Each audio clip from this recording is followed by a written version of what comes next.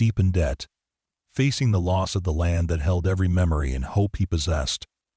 Harlan Wade thought his story was over, just another casualty of hard times and bad luck. Then a knock in the storm, a silent stranger in his barn, and the next morning, the rumble of 12 black cars on his dusty A road, bringing with them a revelation that would rewrite his future and prove that sometimes the greatest gifts arrive when you've given away everything you had left. Before we carry on, let me know where you are watching from in the comments, and hit the subscribe button for something special tomorrow. The wind didn't just howl around the eaves of the old farmhouse. It shrieked, a high-pitched, mournful, predatory sound that seemed to scrape against the raw edges of Harlan Wade's soul, mirroring the vast, echoing emptiness in his gut. Rain didn't just lash against the window panes.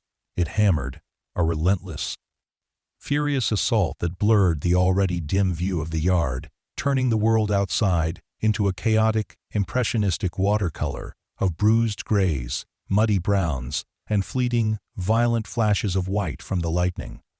It was a fitting, brutal backdrop for the storm brewing inside him. A tempest of worry that had gnawed at him for years, regret for decisions made and opportunities missed, and a deep, bone-weary despair that settled over him like a shroud, heavy and suffocating. The bank's final notice didn't just sit on the scarred oak table in the kitchen. It dominated the room, its stark, official language, printed on unforgiving white paper, a brutal counterpoint to the warmth that the room usually held. A warmth built over decades of shared meals, quiet conversations, the comforting scent of baking bread, and the enduring presence of family. It was a warmth that was rapidly fading, replaced by the icy chill of impending loss, a cold that seemed to seep from the document itself. The farm, the Wade homestead, 80 acres of gently rolling land that had been in his family for 3 generations, was gone, effectively speaking. The foreclosure date was set, irreversible, looming just days away like an execution date. He had fought. God, how he had fought. With every ounce of strength and stubbornness he possessed, working sunup to sundown, taking out loans with increasingly desperate terms, selling off equipment piece by piece, each sale a small, painful amputation. But the debt had been a monster, a voracious, insatiable beast, growing larger and more terrifying with every setback. Every failed crop, every unexpected expense, every doctor's bill. Now, the monster was not just at the door, it was through the door, its shadow falling over everything, ready to devour the land, the house, the barn, his history, his very identity. Harlan ran a hand over his face, the rough stubble of several days' growth scratching against his skin. He hadn't shaved in a couple of days, hadn't seen the point. What did it matter how he looked? What did anything matter, when his life, the only life he had ever known, was crumbling around him like dry earth? He was a man adrift, his anchor about to be cut, cast out onto an unknown, terrifying sea. The farm wasn't just land and buildings. It was his history, his lineage, his identity. He'd grown up here, learned to walk on these worn floorboards, learned to drive the ancient tractor on these fields, courted his late wife Sarah by the quiet, bending creek that bordered the back 40, raised his now-grown children within these sturdy, familiar walls. Every fence post he had hammered into the ground, every gnarled apple tree in the small, neglected orchard, every worn path through the woods that he had walked countless times, held a memory, a piece of his life, a fragment of his soul woven into the very fabric of the land. Losing it felt like losing his past, his present, and any hope of a future. He was only in his late 50s, his body still capable of work, but the spirit was weary. He felt too young to retire, too old, he felt, to start over somewhere new, somewhere that wasn't here. But where would he go? What would he do? The skills he possessed, the deep, intuitive knowledge of the land, the rhythm of the seasons, the quiet patience required to coax life from the soil, the ability to read the weather in the sky, those weren't skills easily transferable to a life in town, a life of concrete and noise and strangers. He was a farmer, and without his farm, he was nothing. The rain intensified further, drumming on the metal roof of the porch with a deafening, percussive roar that vibrated through the air. A sudden, blinding flash of lightning illuminated the kitchen for a split second, turning the familiar space into an eerie, overexposed photograph, followed almost instantly by a crack of thunder that shook the old house to its foundations, rattling the window panes and making the dishes on the shelves sing a high-pitched, nervous tune. Harlan flinched, not from the noise itself, but from the sudden, stark reminder of his own vulnerability, his powerlessness in the face of forces larger than himself. Whether they were atmospheric forces, unleashing a storm, or financial forces, unleashing ruin. He was trapped, caught in a storm of his own making, or perhaps just a storm life had sent his way, a perfect confluence of bad luck and insurmountable debt. He was a small boat in a hurricane, and the mast was about to snap. A sudden, sharp, insistent rap on the back door startled him out of his grim reverie. He wasn't expecting anyone. No one visited him much these days, not since Sarah passed away 5 years ago, leaving a silence in the house that still echoed in his ears, not since the farm's troubles had become common knowledge in the small, close-knit community, a whispered cautionary tale.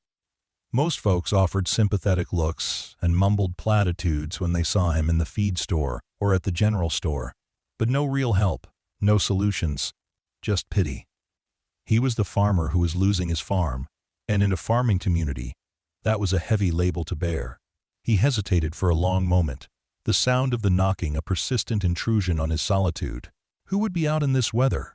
He pushed himself up from the scarred oak table, the joints in his knees protesting with a familiar ache. He walked slowly through the dimly lit kitchen, the old pine floorboards creaking under his weight, towards the back door that led out onto the covered porch.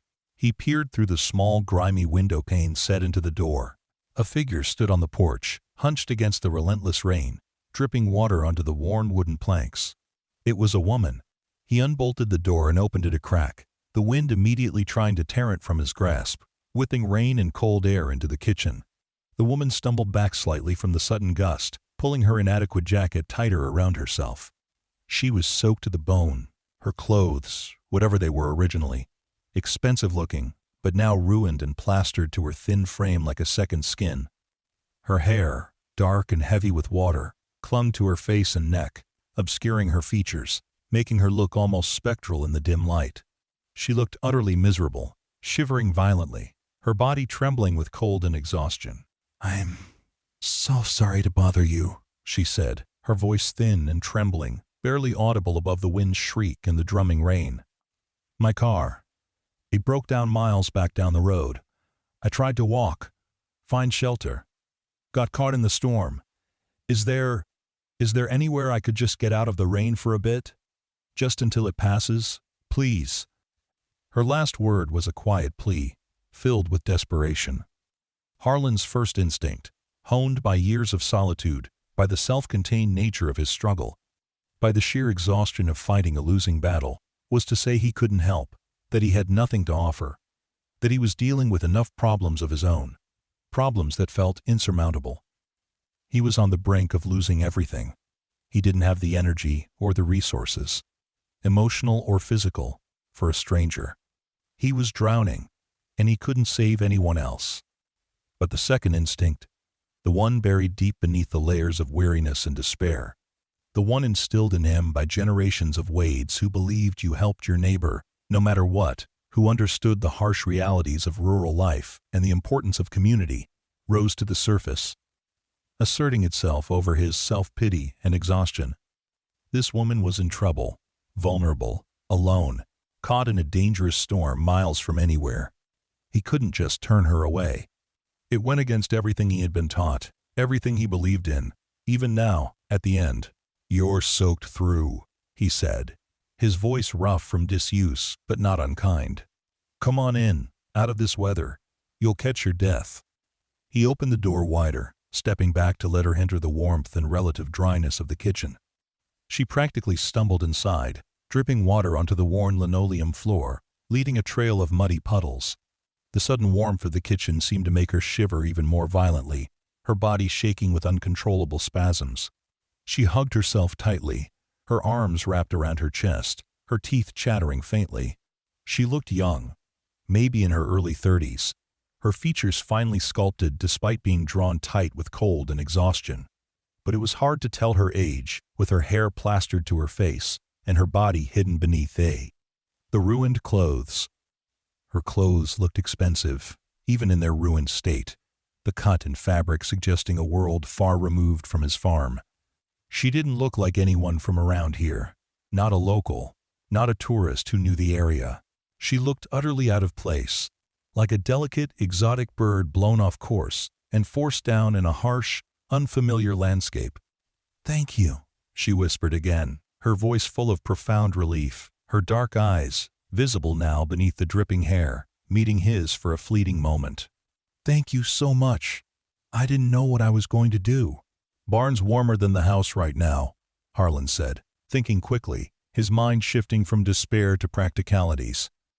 The farmhouse was old and drafty, and he kept the heat low to save money, bundling up in extra layers indoors. The barn, paradoxically, had a small, insulated workshop area he used for repairs in the winter months, and it had a reliable electric heater that could put out a decent amount of warmth. It would be drier and warmer for someone soaked through than the main part of the house. "Got a small heater out there in the workshop. You can get out of those wet things and get warm." He led her back out the back door, under the covered porch, and across the short, muddy distance to the barn. The wind was still fierce, whipping around the buildings, but the barn offered immediate, solid shelter from its force. He slid open the large, heavy door, the familiar smell of dry hay, old wood, and machine oil filling the air, a scent that was the essence of the farm, of his life. Inside, it was dim and quiet, the sounds of the storm muted by the thick walls, reduced to a dull roar and a steady drumming on the metal roof. He led her to the workshop area at the back, a smaller, enclosed room cluttered with tools hanging on pegboards, spare parts in dusty bins, cans of oil and grease, and old equipment tucked into corners. It was messy, but it was dry and had the heater. He flipped the switch on the wall. The coils inside the heater hummed to life, beginning to glow a dull orange, slowly radiating a weak but immediate warmth into the cold, damp air. "Sit here by the heater," he said, pulling up an old wooden stool closer to the glowing coils. "You need to get out of those wet clothes right away. Hypothermia is no joke in this kind of weather." He went to a metal cabinet where he kept old work clothes, rags, and other miscellaneous items. He pulled out a couple of clean, dry feed sacks, the kind used for grain, stiff and rough but undeniably dry. "These aren't much, but they're dry. Wrap them around you." He consciously turned his back, giving her privacy as she fumbled with the buttons and zippers of her drenched clothes. His mind, despite the unusual circumstances, was still wrestling primarily with the grim reality of his own situation, the looming deadline, the impossibility of his situation. Too preoccupied with his own impending doom to harbor any inappropriate thoughts about a stranger, he left the workshop area, stepping back into the main barn space, giving her more room and privacy. He leaned against a support beam, listening to the sounds of the barn settling around him, the wind outside, which was beginning to abate slightly, the occasional creak of old timbers responding to the gusts, the soft rustle of something unseen in the hayloft above. He wondered about her again, who she was, where she had come from, why she was alone and so unprepared. She didn't seem like the type to be driving on deserted country roads unprepared. There was something about her posture, even hunched and shivering, that suggested something else. Authority? Resilience? A certain guardedness? He couldn't quite place it. It was just an intuition. But his own problems quickly reasserted themselves, pushing thoughts of the stranger and her mystery to the back of his mind. The bank, the date, the end. They were a constant, heavy presence. After a few minutes, she emerged from the workshop area. She was wrapped in the stiff feed sacks, looking less like a drowned rat but still pale and shivering faintly. Her dark hair still dripped onto the concrete floor. He hadn't found anything else for her yet. "I'll see if I can find you something else," he mumbled, feeling awkward about the feed sacks. He lived alone. The only women's clothes in the house were Sarah's, packed away in chests and boxes in the spare room, silent reminders of a life that was gone. The thought of getting them out, of going through her things, sent a fresh, sharp wave of grief through him, a familiar ache that never quite went away.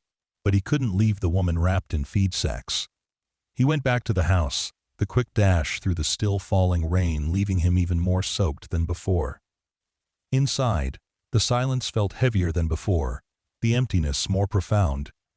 He climbed the stairs, the familiar creak of the steps echoing in the quiet house, a soundtrack to his solitary life, a reminder of the years he had lived alone in these rooms. He went into the spare room, where he had packed some of Sarah's belongings after she passed. He opened an old cedar trunk, the scent of cedar and lavender rising faintly from within, another ghost of memory. He carefully pulled out a pair of her old, soft gray sweatpants and a thick, faded blue sweatshirt, soft from countless washings. They were well worn, but clean and undeniably warm. They would be far too big for the woman. Sarah had been taller and sturdier than this delicate stranger, but they would be clean and dry. He also grabbed a thick bath towel from the airing cupboard, still smelling faintly of detergent. Back in the barn, the woman was huddled closer to the heater, her arms wrapped around herself. She looked up as he entered the workshop, her eyes meeting his. They were a deep, intelligent brown, watchful and wary, but also held a flicker of gratitude. He handed her the clothes and towel. "These were my wife's," he said, stating it simply, offering a brief, necessary explanation for the ill-fitting garments. "They'll be big, I expect." Sarah was taller, but they're clean and dry. He gestured towards the small, dusty tack room off the main barn area, a narrow space that had once held saddles and bridles, with a door that latched, offering a measure of privacy. "You can change in there, get some privacy, and get properly warm." She took the clothes and towel from him, her fingers brushing his briefly. Her hand was cold to the touch, but her grip was steady. "Thank you," she said again, her voice quiet but sincere. She went into the tack room, closing the door softly behind her, leaving Harlan alone in the workshop with the quiet hum of the heater and the fading sounds of the storm. Harlan leaned against the workshop doorframe, listening to the sounds of the barn settling around him, the wind outside, which was definitely dying down now, the occasional creak of old timbers, the soft rustling from the tack room as she changed. He wondered about her again, who she was, where she had come from, why she was alone and so unprepared for the weather. She didn't seem like the type to be driving on deserted country roads unprepared. There was something about her posture, even hunched and shivering, that suggested something else. Authority? Resilience? A certain guardedness? He couldn't quite place it. It was just an intuition, a feeling he got from her quiet presence. But his own problems quickly reasserted themselves, pushing thoughts of the stranger and her mystery to the back of his mind. The bank, the date, the end. They were a constant, heady presence, like a physical weight on his chest. After a few minutes, she emerged from the tack room. As expected, the sweatpants were several inches too long. The legs pooled around her ankles, and the sweatshirt hung loosely on her frame, the sleeves covering her hands. But she looked infinitely better, warmer, less fragile, the deep chill seemingly gone from her bones.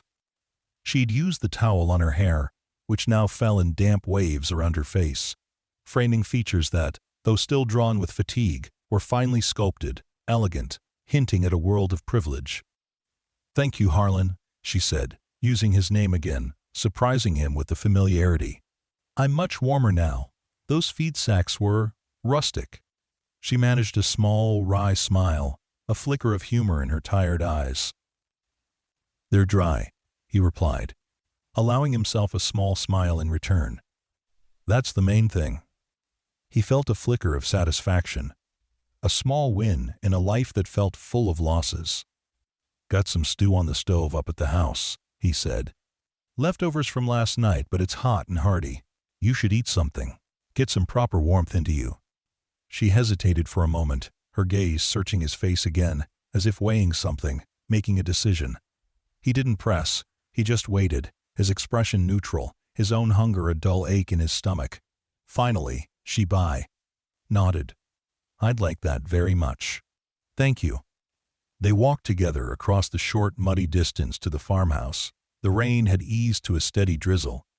The wind still strong, but not as fierce as it had been moments ago. Inside the kitchen, the air was warm and smelled faintly of beef stew, old coffee, and the lingering scent of wood smoke from the stove.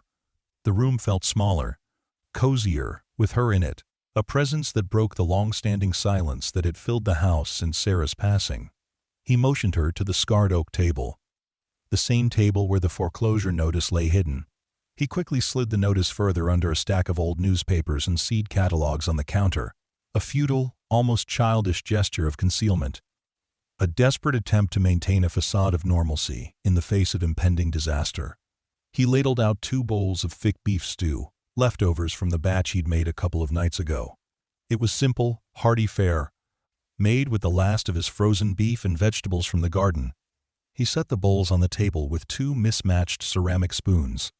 He still didn't ask her name, didn't ask about her car, didn't ask anything about her life, her journey, her destination.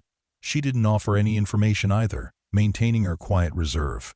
They ate in a comfortable silence, the only sounds the gentle clinking of spoons against ceramic, the steady drumming of drizzle on the bean roof, and the quiet hum of the refrigerator.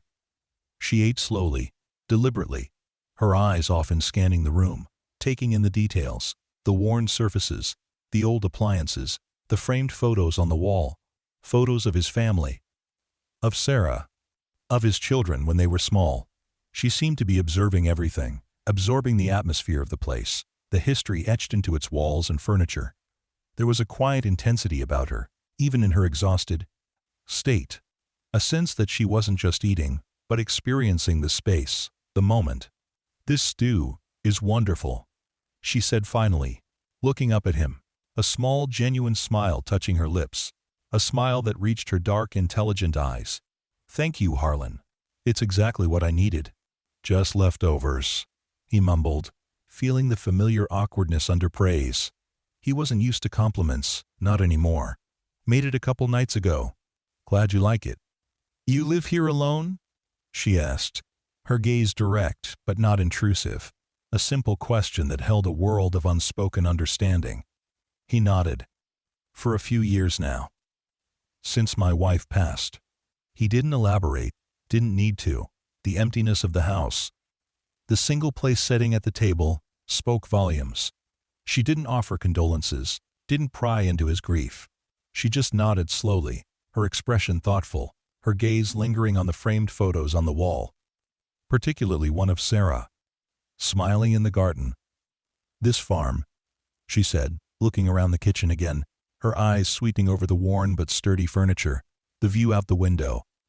"It feels familiar. Like I've been here before, or seen it in a dream." Harlan felt a flicker of surprise, then a strange sense of connection. "Been in my family 3 generations, he said, a note of pride entering his voice despite the circumstances. "The Wade homestead. My grandfather bought it in the 30s. Not many folks come this way unless they're lost or mean to be here." She didn't respond to that, just continued to look around, a faraway, contemplative look in her eyes, as if searching for a forgotten memory. She finished her stew, set the bowl down gently, and thanked him again for the food and the warmth. She asked if she could stay in the barn for the rest of the night, just until morning. "I don't want to impose on you any further," she said, her voice slightly hesitant, mindful of being a burden. "But I'm not sure I can find my way back to the road in the dark, even if the rain stops completely. It seems quite isolated out here." Harlan readily agreed. It was the sensible thing to do.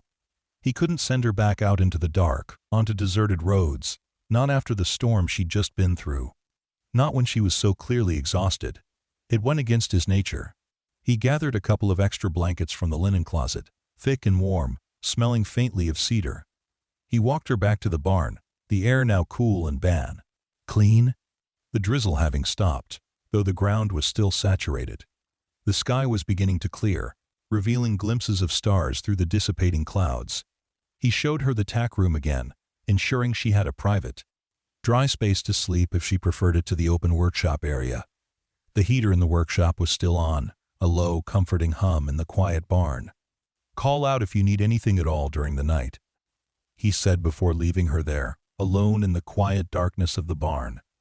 He watched for a moment as she settled into the tack room, pulling the blankets around herself, a small, solitary figure in the vast, echoing space. Then he closed the barn door most of the way, leaving just a crack for air and a sliver of light, and walked back to the silent, empty farmhouse, the weight of his own problems settling back onto his shoulders with renewed, crushing force. Sleep was elusive that night, a distant, unattainable luxury. His mind was a relentless whirlwind of anxieties about the plot, foreclosure, the looming deadline, the impossibility of his situation, the sheer, terrifying uncertainty of his future. Interspersed with these grim thoughts was the image of the woman in his barn, Amelia Vance, her quiet presence, her watchful eyes, her comment about the farm feeling familiar. It was a strange, unexpected interruption to his pervasive despair, a brief moment of human connection, of focusing on someone else's needs. In the face of his overwhelming isolation, he wondered about her, who she was, where she had come from, why she was alone and lost. But his own worries, the monstrous debt, the impending loss of his home, quickly pushed these questions aside. They were too large, too immediate, too real to allow for much thought about a passing stranger. When Harlan woke the next morning, it wasn't gradually, but with a sudden jolt of anxiety. The familiar weight of dread immediately pressing down on him. The sun was just beginning to paint the eastern sky with pale hues of pink and gold, the promise of a clear day after the storm. The world outside felt fresh and clean, washed new by the rain, sparkling in the dawn light. He made coffee, the familiar, comforting ritual, a small anchor in the vast sea of his anxiety. A moment of normalcy in a life that felt anything but normal. He thought of the woman in the barn. He should check on her, make sure she was all right, see if she needed help finding her car, maybe offer her a ride to town if she needed it. He walked out to the barn, the air cool and crisp, smelling of damp earth and pine needles. The large door was open wider than he had left it the night before, swung almost fully open. He called out, "Amelia? Are you still here? Everything all right?" Silence answered him, the only sounds the distant chirping of birds and the gentle rustle of leaves in the trees. He walked into the workshop area, then checked the tack room. It was empty. The blankets were folded neatly on the floor of the tack room, just as he had given them to her. She was gone. Just like she had arrived, she had disappeared, silently, without a trace, before sunrise. No note, no message, nothing left behind but the faint impression of her presence, like a ripple on the surface of a pond that quickly fades away, leaving the water still and undisturbed. A small part of him felt a pang of disappointment, a sense of anticlimax. He had helped her, offered her shelter and food, and she had simply vanished without a word of goodbye. It felt abrupt, unexplained, but mostly, he felt the familiar, crushing weight of his own reality descend again, heavier now after the brief respite. The brief interruption was over. His life was still on the brink. The farm was still lost. The deadline was still looming, just days away. He walked out of the barn, the rising sun doing little to lift the heavy weight in his chest. The world outside might be clean and new, but his world felt old and broken. He spent the morning going through the motions, doing small chores that didn't really matter anymore, the kind of busy work that kept his hands occupied and his mind from dwelling too much on the inevitable.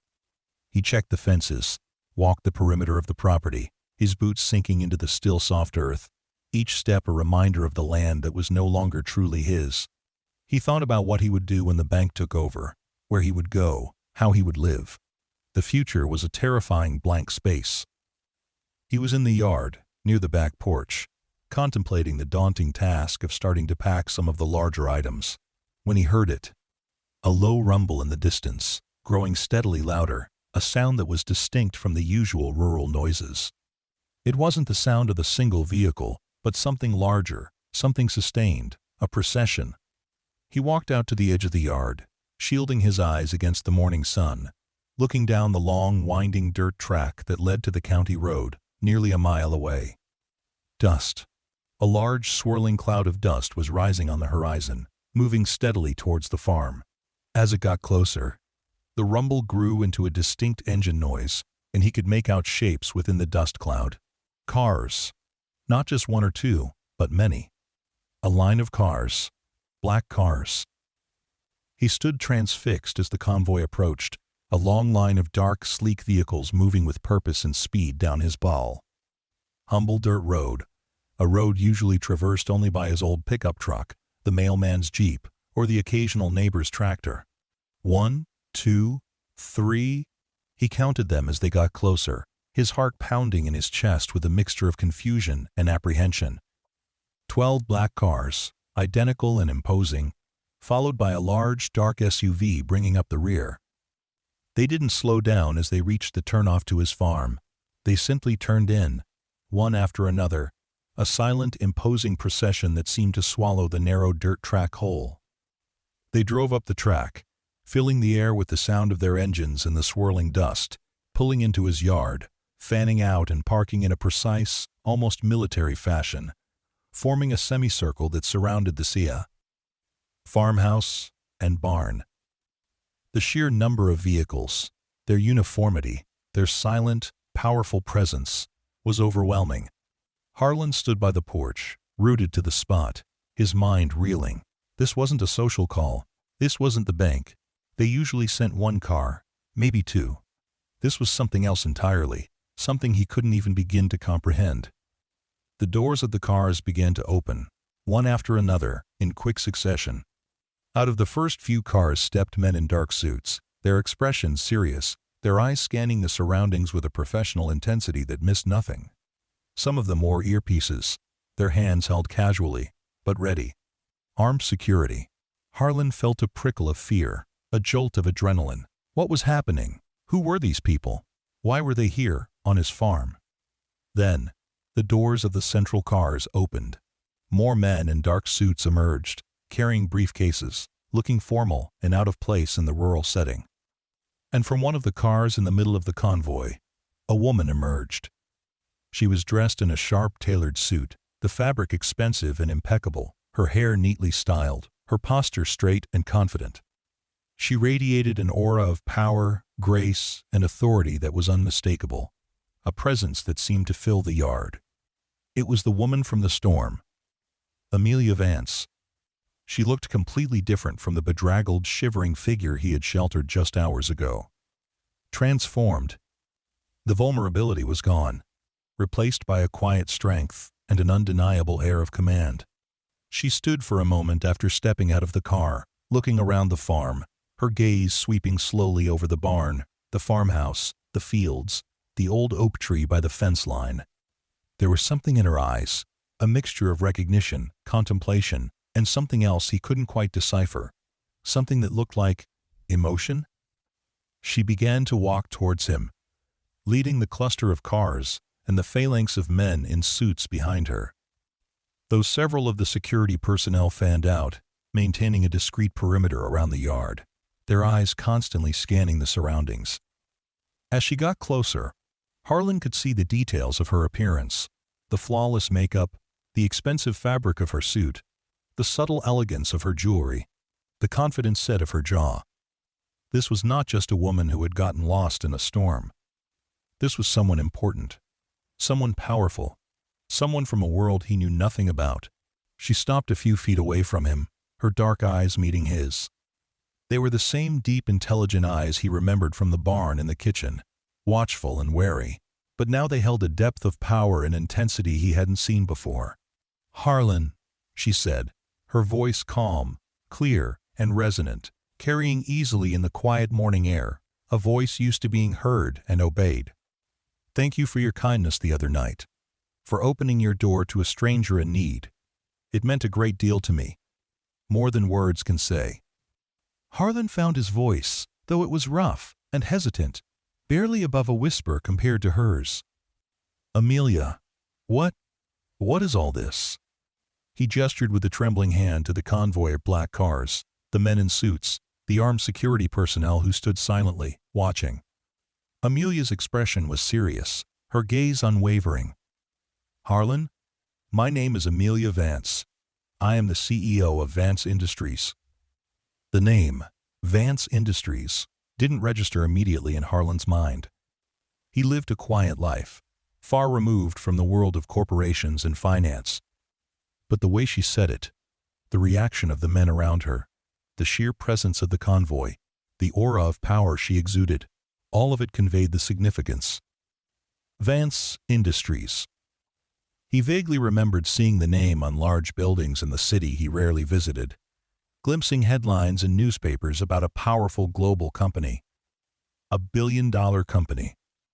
This quiet woman he had given stew and shelter to, the woman who had slept in his barn, was the head of a vast, powerful empire. The disconnect was dizzying. I don't understand," Harlan stammered, shaking his head slowly, his mind struggling desperately to process the revelation, the surreal, impossible scene unfolding in his humble farmyard. It felt like a dream, or a sudden descent into madness. Amelia gestured towards the barn, then towards the farmhouse, her gaze sweeping over the land. "Harlan, that barn, this farm, it belonged to my grandfather, Thomas Vance. Before he built Vance Industries into the global company it is today, he was a farmer. He grew up right here, in that farmhouse. He left during the Great Depression, seeking opportunity, a better life, but he always spoke of this place, of the barn, of the creek, of the fields, with such profound fondness, such deep love." Harlan stared at her, stunned into silence. The Vance farm. He knew the history of the area, the families who had lived on the surrounding land for generations. The Vance family had indeed owned the large property next to his grandfather's farm generations ago. He hadn't known they were related to this Vance, the powerful industrialist family. His own family history on this land felt suddenly, strangely intertwined with hers in a way he had never imagined. "My grandfather sold the farm piece by piece over the years. As his business grew, as he needed capital," Amelia continued, her voice tinged with a hint of sadness, a rare note of vulnerability. "He always regretted losing this part, the original homestead, the barn where he played as a child, the farmhouse where he grew up.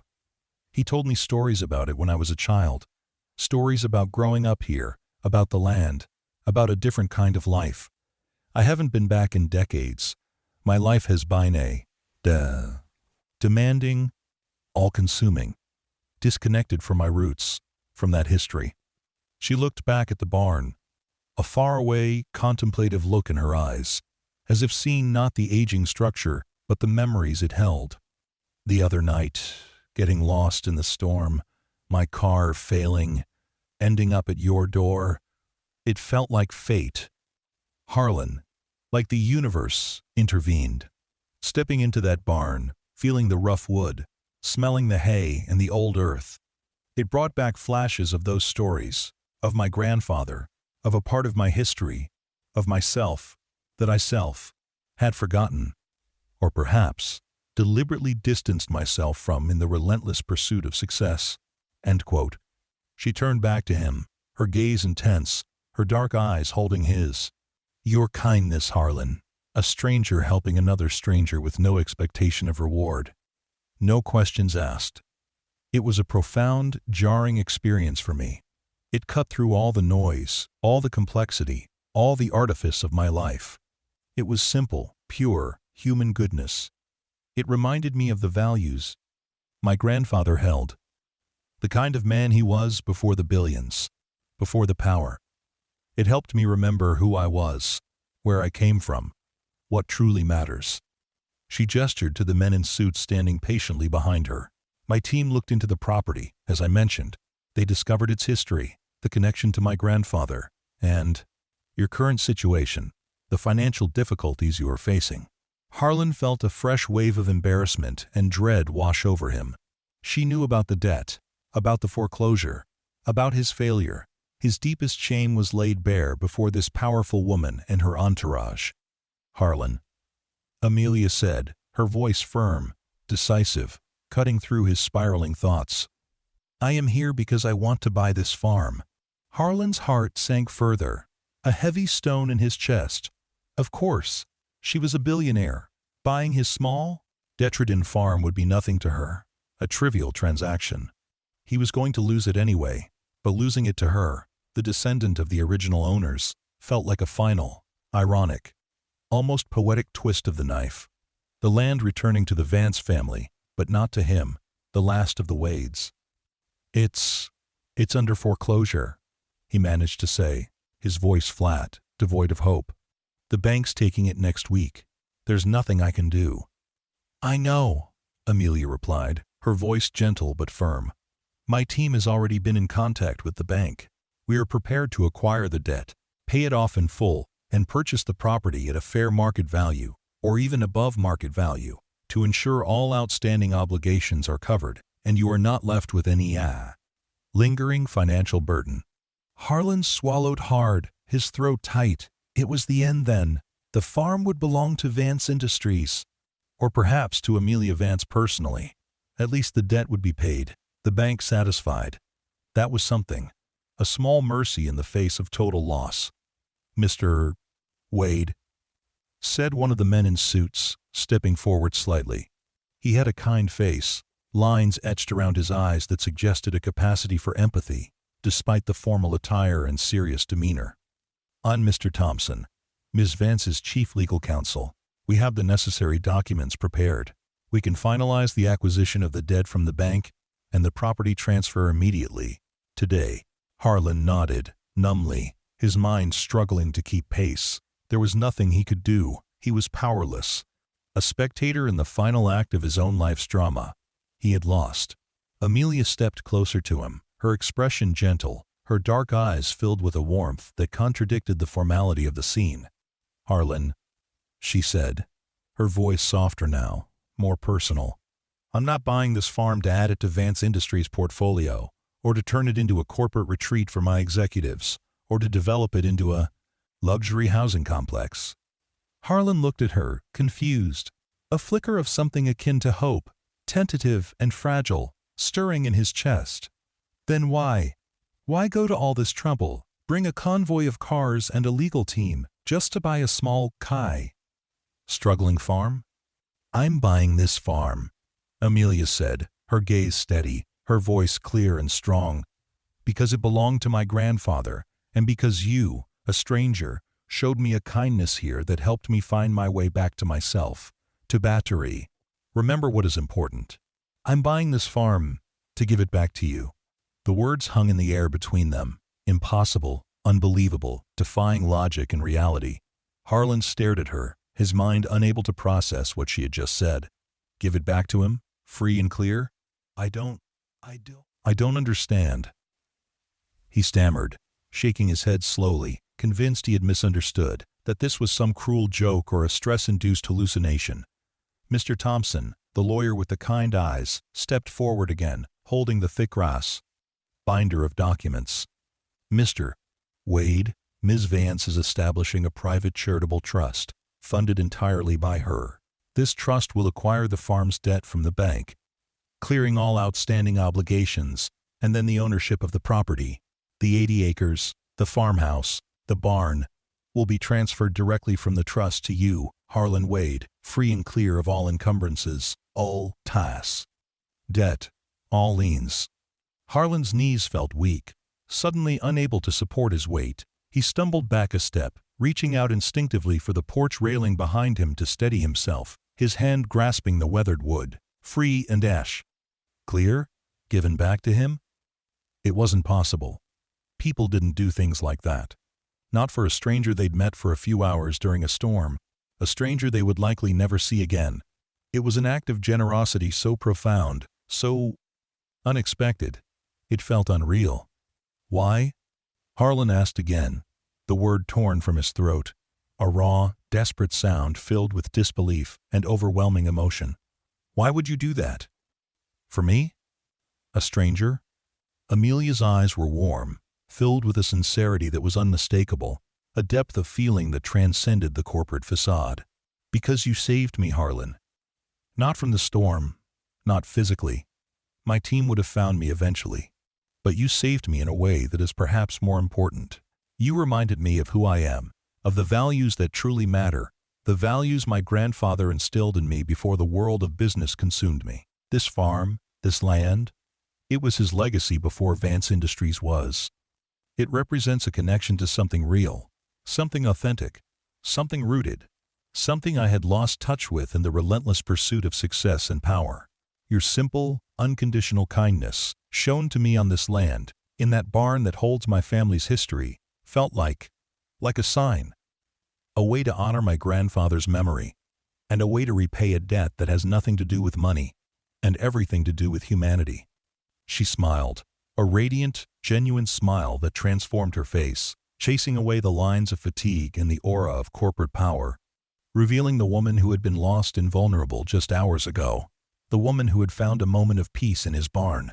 Consider it an investment in kindness, Harlan, and a way to ensure this land, my grandfather's home, remains what it is meant to be, a working farm, tended by someone who loves it, someone who understands it, someone who embodies the kind of simple, honest goodness that this place represents. Someone like you. Harlan felt tears welling up in his eyes, hot and unexpected, blurring his vision.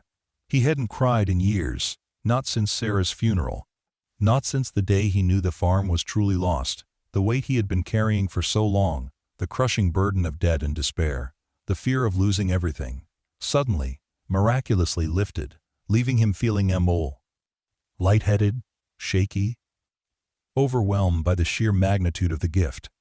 It was too much to comprehend, too sudden, too impossible.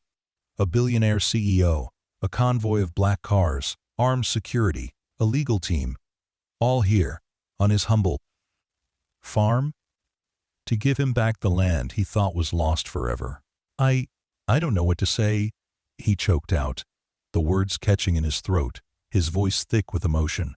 You don't need to say anything now, Harlan, Amelia said softly, taking a step closer, her voice gentle and understanding. Mr. Thompson has the documents. He can explain the process, answer any questions you have. There are no catches, no hidden clauses, no expectations of repayment. The land will be yours, free and clear. The debt will be paid. Your home is safe, that is all. Mr. Thompson stepped forward, holding the binder open, ready. Mr. Wade, we have prepared all the necessary legal instruments to effectuate Ms. Vance's wishes. The process is straightforward. We will handle the acquisition of the debt from the bank, which will immediately halt the foreclosure proceedings. Then, the property will be transferred from the trust, which is merely a temporary legal vehicle for this transaction, directly to your name. It will be legally yours, with no mortgage, no liens, no outstanding debt whatsoever. We can begin the signing process whenever you are ready. Harlan looked from Mr. Thompson, with his calm, reassuring demeanor, to Amelia, standing there radiating quiet sincerity, then back to the black cars, the men in suits, the armed security who stood silently, watching, ensuring her safety. It was real. It was actually happening. The farm was saved. His home was safe. Not by his own efforts, not by some last-minute miracle he had prayed for, but by the extraordinary, unimaginable kindness of a stranger he had sheltered for a few hours during a storm. I can't accept this, Harlan said again, shaking his head slowly. The ingrained independence of a lifetime, the pride of a man who had always relied on himself, making it hard to grasp such a monumental gift, such an act of pure grace. It's too much. No one does this. Amelia's expression was firm, her dark eyes holding his gaze steadily. Harlan, you already accepted it, in a way, when you opened your door to a stranger in a storm, when you offered shelter and your last plate of stew without asking for anything in return, without knowing who I was. This is simply the universe balancing the scales. A return of kindness. Please, accept it. It is what I want to do. It is what my grandfather, Thomas Vance, a man who knew the value of this land and the importance of human decency, would have wanted. Harlan looked at the binder in Mr. Thompson's hand, at the faces of the legal team, at Amelia Vance, CEO of Vance Industries, standing in his yard, offering him his life back, offering him the future he thought was lost forever. He thought of his ancestors, of his father, his grandfather, who had worked this land, who had built this farm from the ground up. He thought of Sarah and the life they had built here, the memories they had made. He thought of his children, grown and gone, who would have had no inheritance but debt. He thought of the alternative, losing it all, the farm being sold off, perhaps divided and developed, the old oak cut down, the creek channeled, his family's history erased from the physical landscape forever.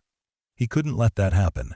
And here was a way, an impossible, miraculous way, to prevent it, to preserve it, to honor the generations who had come before him. He took a deep, shaky breath, the crisp morning air filling his lungs, carrying the scent of damp earth and pine. "Okay," he said, his voice stronger now, filled with emotion, with a profound sense of awe and gratitude. "Okay, I accept. Thank you, Amelia. Thank you. From the bottom of my heart." Amelia smiled, a smile of genuine warmth and deep satisfaction. "You are very welcome, Harlan. It is my privilege. This land deserves to be cared for, and you are the one to do it." Mr. Thompson stepped forward, extending the binder. "If you're ready, Mr. Wade, we can begin the process of signing the documents. It will take a little time, but it is straightforward. By the end of the day, this farm will be legally yours again, free and clear of all debt." Harlan nodded, his hands trembling slightly as he reached for the binder, his fingers brushing against the smooth, expensive cover. The weight of it felt different now. Not the crushing weight of debt and despair, but the weight of an incredible gift. The weight of a future he hadn't thought he had. The weight of possibility. The rest of the morning and well into the afternoon were a blur of legal proceedings, conducted right there in his kitchen, the heart of his home. Mr. Thompson and his team were efficient, professional, and surprisingly kind. They explained each document in clear, understandable language, patiently answering all of Harlan's questions, ensuring he understood every aspect of the transfer. Harlan signed papers, his hands steadying as he went along, watching as the complex machinery of finance and law worked swiftly and seamlessly to unravel the years of debt and transfer ownership of the land. Amelia remained present throughout, not interfering with the legal process, but sitting quietly at the kitchen table, sometimes watching Harlan, sometimes looking out the window at the barn and the fields, a thoughtful, serene expression on her face. She spoke occasionally, offering a word of reassurance or clarification. Her presence, a calming force amidst the formality of the legal proceedings. He learned more about Amelia during the breaks in the signing. She spoke briefly about her grandfather, Thomas Vance, his love for this farm, the stories he told her as a child that had stayed with her, buried beneath the layers of her demanding life as she built her own empire. She spoke about feeling disconnected from that history, from the simple, tangible reality of the land. She spoke about the personal crisis she had faced the night of the storm, something that had left her feeling lost and questioning her path, leading her to seek solitude and ending up, by chance or fate, on his doorstep. Harlan's simple act of humanity, his unconditional kindness in offering shelter and food without question, she reiterated, had been a profound moment of human connection that had resonated deeply with her. A stark contrast to the often transactional nature of her world, a powerful reminder of fundamental values that often got lost in the relentless pursuit of success. The farm, her grandfather's farm, had been the perfect, unexpected place for that realization to occur, for her to reconnect with her roots and with a sense of genuine human goodness. By late afternoon, the last document was signed, the last seal affixed, the last digital transfer confirmed. Mr. Thompson closed his briefcase with a soft click. "It is done, Mr. Wade," he said, a genuine smile on his face, a smile that reached his kind eyes. "The bank has been paid in full. The foreclosure is canceled. The property is legally transferred from the trust to your name. Miller's Creek Farm is officially yours again, free and clear of all debt, all liens, all encumbrances." The deed is being filed with the county recorder's office electronically as we speak. Harlan sat at the kitchen table, the reality of the words slowly, finally sinking in. It was over. The debt was gone. The farm was his. A profound sense of relief, gratitude, and disbelief washed over him. So powerful it felt like a physical force. He looked at the stack of signed documents on the table, at Mr. Thompson, at Amelia. Amelia stood up and walked over to him, her movements graceful and deliberate. She extended her hand across the table.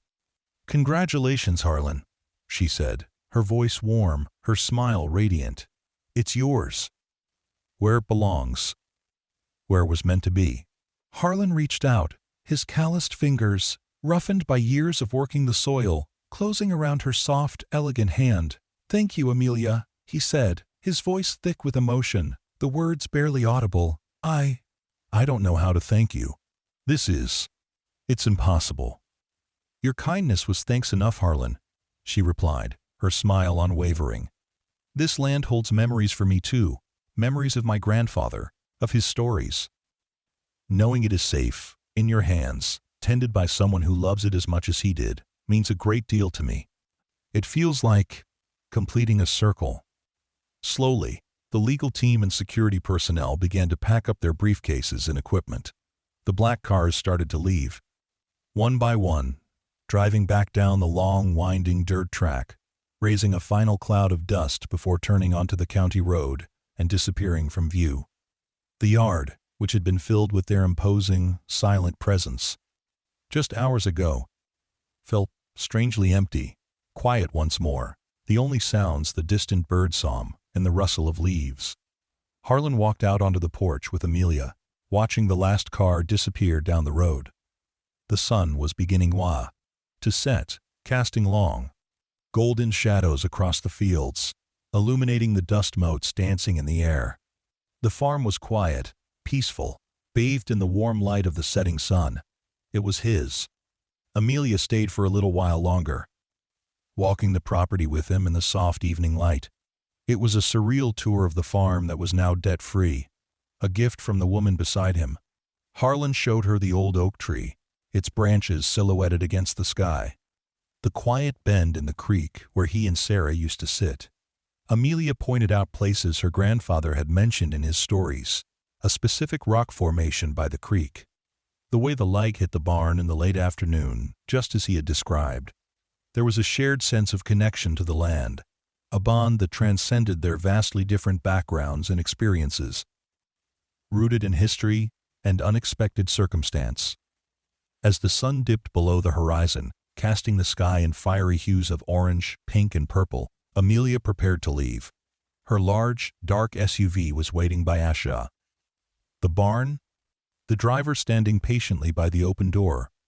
"I'll keep in touch, Harlan," she said, standing by the car, her silhouette outlined against the twilight sky. "I'd like to visit sometimes, if that's all right. See how the farm is doing. Check in." "You're welcome here any time, Amelia," Harlan said, his voice filled with immense, heartfelt gratitude. "Always. This place, it wouldn't be here, wouldn't be mine, if it wasn't for you. You saved it."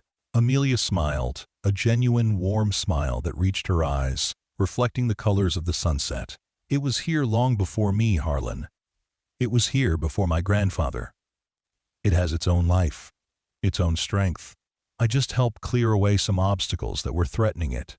You're the one who keeps it alive, who understands it, who loves it. That's the important part."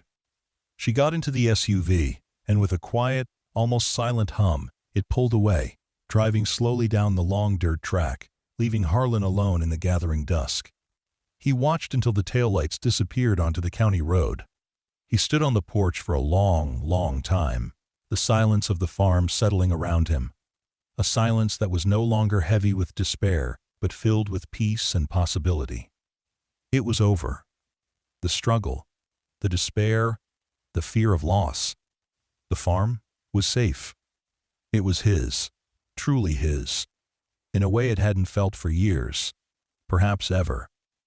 An act of simple, human kindness, offering shelter and stew to a stranger in a storm had led to this impossible, miraculous outcome. His life was transformed, irrevocably changed. The crushing weight of debt and impending loss was gone, replaced by a profound sense of relief, gratitude, and a quiet awe at the unexpected grace he had received. He walked out into the yard, the cool evening air on his face, and looked up at the stars beginning to appear in the twilight sky, sharp points of light against the fading color. The farmhouse stood solid and dark against the sky, a beacon of home. The barn, a familiar shape beside it, held the memory of a storm and a stranger. They were his. Over the following months and years, Harlan began to live a different life on the farm. The constant pressure of debt was gone, the need to scrape and save and worry about every penny. This freedom allowed him to breathe, to plan, to work the land with a renewed sense of purpose and joy he hadn't felt since he was a young man. He started making repairs he had put off for years, not just essential fixes, but improvements. He properly mended fences, reinforced the barn roof, painted the trim on the farmhouse a fresh white. He wasn't wealthy, not by the world's standards, but he was secure.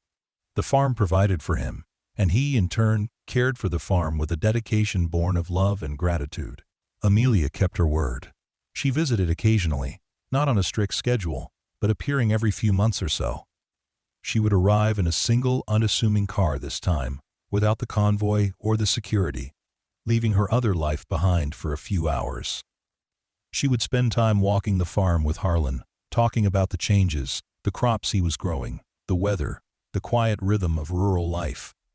She was still the CEO of a billion-dollar company, her life incredibly busy and demanding, but when she was at the farm, she seemed different, more relaxed, more grounded, the intensity of her other world softening. Around the edges, she spoke less about business and more about her grandfather, about his memories of this place, about how visiting here felt like connecting with a part of herself she had lost, a simpler, more authentic self. Their friendship grew, an unlikely but deep bond between the quiet farmer and the powerful CEO, forged in a storm and strengthened by a shared connection to the land and an act of extraordinary kindness. Harlan never stopped being grateful for the gift she had given him, but his gratitude evolved from overwhelming shock to a deep, quiet appreciation for the chance she had given him, not just the land itself, but the chance to live his life fully again, free from the crushing weight of debt. He learned more about the personal crisis Amelia had faced the night of the storm, something that had left her feeling lost and questioning her path, the relentless demands of her life pushing her to a breaking point, leading her to seek solitude and ending up, by chance or fate, on his doorstep. His simple act of humanity, his unconditional kindness in offering shelter and food without question, had come at a moment when she most needed a reminder of the good in the world, of the values that truly mattered beyond wealth and power. The farm, her grandfather's farm, had been the perfect, unexpected place for that realization to occur, for her to reconnect with her roots and with a sense of genuine human goodness. Miller's Creek Farm didn't become a large-scale commercial operation or a fancy agritourism destination under Harlan's care. That wasn't his way, and it wasn't what Amelia had intended with her gift. He continued to farm it much as he always had, growing vegetables in his large garden, keeping a few chickens for eggs, maintaining the fields and woods. But he did it with a lightness he hadn't felt in years, with the freedom to make choices based on what was best for the land, not just what was necessary to survive. He shared his abundant produce with neighbors, helped out friends when they needed a hand, became more involved in the local community. The isolation he had felt during his struggles dissipated, replaced by a renewed sense of belonging and connection. One crisp autumn afternoon, several years after the storm, Harlan was standing by the old oak tree, watching the leaves turn fiery colors of red, orange, and gold, a breathtaking display of nature's beauty, when Amelia arrived for a visit. She walked across the yard, smiling, the wind whipping her hair around her face. "It looks beautiful, Harlan," she said, gesturing to the vibrant landscape, the well-tended fields, the sturdy barn, the welcoming farmhouse. "It is," he agreed, his gaze sweeping over the 80 acres that were his, truly his, a legacy preserved. It always was. I just couldn't see it properly for a while, with all the worry. Amelia nodded, her expression understanding, a shared wisdom passing between them. The weight of the world can do that. Thank you for holding on to it, Harlan, for keeping it real, keeping it true to what it is. Harlan looked at her, the woman who had appeared like a phantom in the storm and returned like an angel of salvation, the CEO who had given him back his life. Thank you, Amelia, he said, his voice quiet but heartfelt, filled with a gratitude that time had only deepened. For everything. You gave me my life back. You gave this farm its future. Amelia smiled, a genuine warm smile that reached her eyes, reflecting the peace she seemed to find here. You were the one who showed me the way back to mine, Harlan. On this land, in that barn. We helped each other. They stood together for a moment in comfortable silence, two people from different worlds, connected by a storm, a barn, an act of profound kindness, and a shared history they hadn't known they had, until fate intervened. The farm stretched out before them, secure and peaceful, a testament to resilience, gratitude, and the extraordinary things that can happen when you open your door to a stranger in the rain. When kindness is repaid in ways you could never imagine. Harlan Wade, the struggling farmer, had lost his farm only to have it returned to him, free and clear, by the hand of a billionaire CEO who had found shelter in his barn and, in doing so, had found a piece of herself and her own history. His life, once defined by loss and debt, was now defined by unexpected grace, a deep connection to the land, and a future filled with quiet certainty and peace. The convoy of black cars had brought not the end, but a new beginning, delivered by kindness and a shared connection to the deep roots of the land.